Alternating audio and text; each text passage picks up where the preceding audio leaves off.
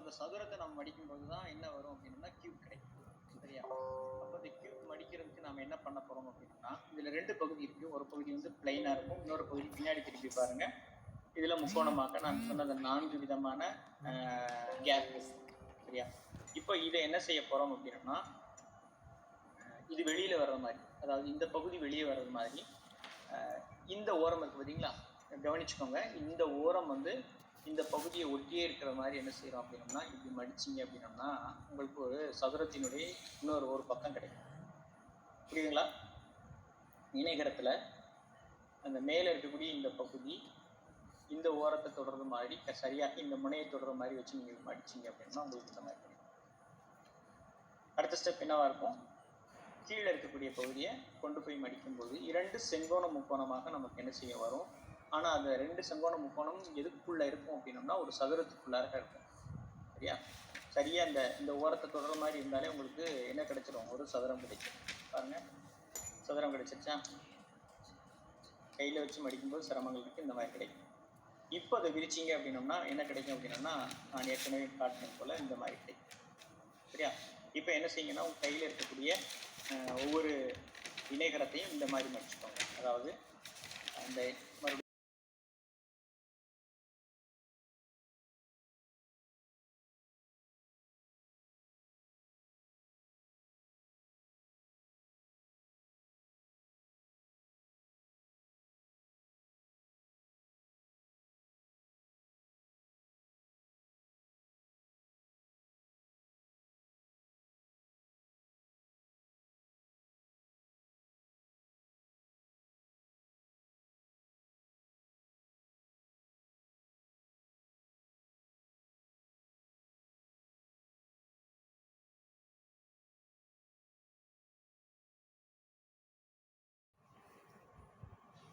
நீங்களே ட்ரை பண்ணி காட்டுங்க. முதல்ல நான் செய்கிறேன், நீங்கள் வந்து வேற ஒரு வடிவத்தில் செய்யறதுனாலும் ஓகே. சரியா?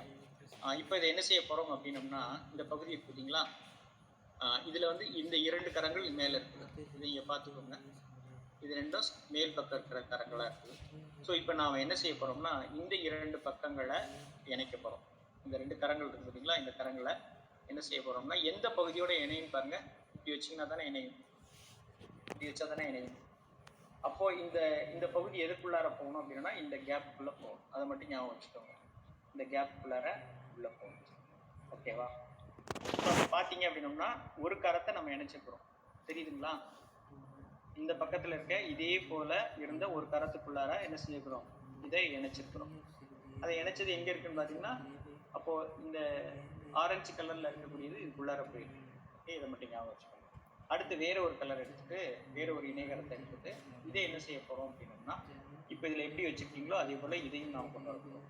ஸோ இப்போ இது வந்து இதுக்குள்ளார போகணும் அப்படின்னோம்னா எந்த பகுதிக்குள்ள போகணும், இந்த கீழே இருக்கக்கூடிய இந்த பகுதிக்குள்ளார போகும்போது தான் என்ன செய்யணும்னா இதுக்குள்ளார போகும். இதை பார்த்தீங்கன்னா இது உள்ளார போகும்போது தான் வரும். சரிங்களா? எல்லாமே ஆன்லைனில் கற்றுக்கிறதுங்கிறது கொஞ்சம் சிரமமானதுதான். சரியா? ஸோ அப்போ உங்களுக்கு இந்த மாதிரி இருக்கும். ஓகேவா? புரியுதுங்களா? நான் காட்டுறேன் பாருங்க, இந்த மாதிரி இருக்கும்.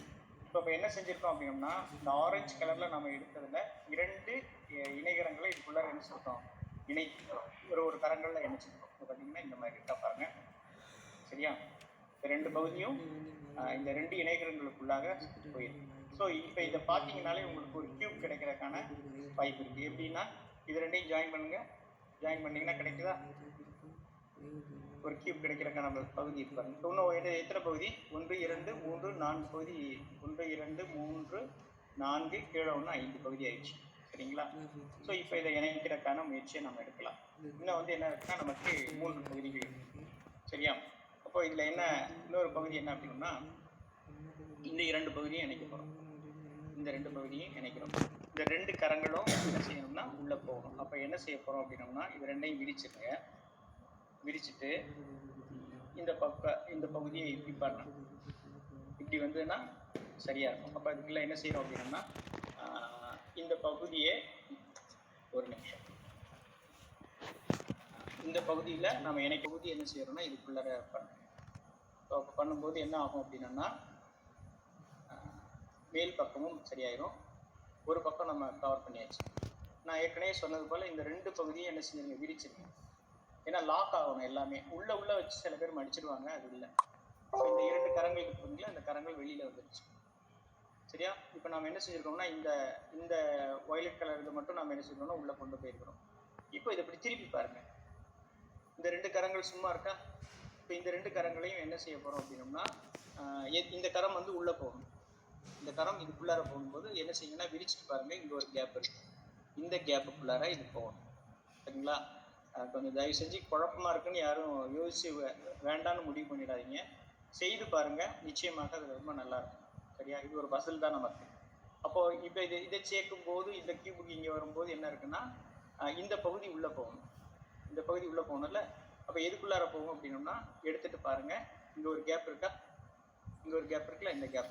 அப்போ நீங்க என்ன செய்யணும் அப்படின்னா, இந்த 4 பகுதிகள் நம்ம கேப் இருக்குன்னு சொன்னீங்க இல்லையா, அந்த 4 பகுதிகள்லையும் எப்படி இருக்கணும் அப்படின்னா 4 விதமான கலர் இருக்கும். அதை மட்டும் நீங்க கனெக்ட் பண்ணிட்டே வாங்க, உங்களுக்கு இன்னும் ஈஸியா இருக்கும். சரிங்களா? இப்போ இந்த பகுதி ஃபினிஷ் ஆயிடுச்சு. சரிங்களா? 1 2 3 4 4 கலர் இருக்காது, 2 கலர் ஒன்றா இருக்கும். ஓகேவா? ரைட். இப்போ இன்னும் இருக்கக்கூடியது வந்து நமக்கு 2 இருக்கு. இன்னும் 2 இங்கே பாருங்க, 6ல் 4 நம்ம என்ன செஞ்சாச்சு, இணைச்சாச்சு. இது 2 இருக்குது. ஸோ அடுத்த ஒரு கலர் எடுத்துக்கோங்க. அப்போ இந்த பக்கத்தை மூடணும், இங்கே மேலே இருக்க பகுதியும் மூடணும். சரியா? இப்போ